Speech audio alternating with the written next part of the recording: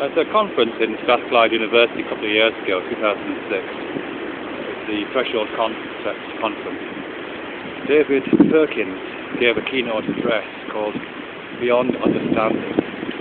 And in that address, he outlined three interpretations, or three ontologies of knowledge, what he referred to as, let me get this right, possessive, performative, and proactive types of knowledge.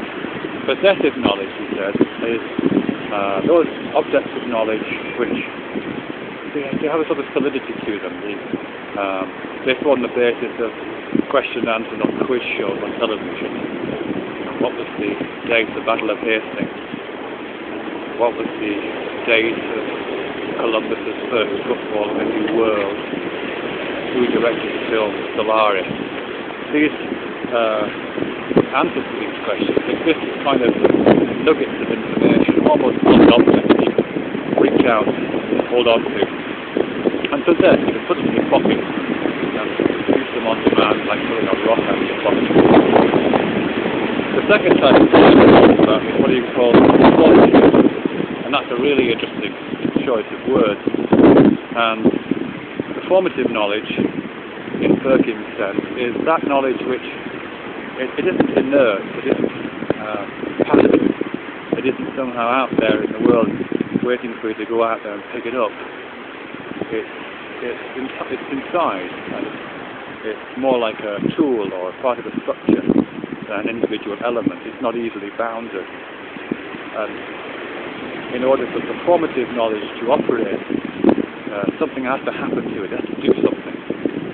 So, for example, a question like, what is the relationship between the film Solaris and Columbus's conquest of the New World?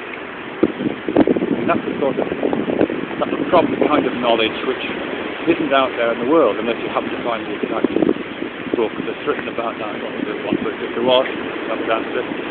But in order to be able to respond to a question like that, you would have to take the bits of knowledge that you do know, and you would have to use them as tools or as structural elements in order to be able to construct a larger response, a more adequate response.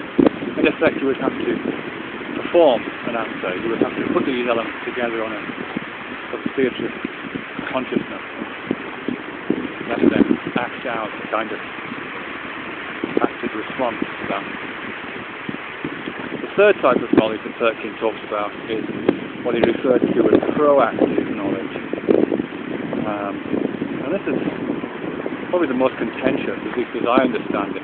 Proactive knowledge is not passive at all, as the name implies, nor is it out there in the world waiting to go along and collect it, put your hand around it, possess it, put it in your pocket and produce it on demand.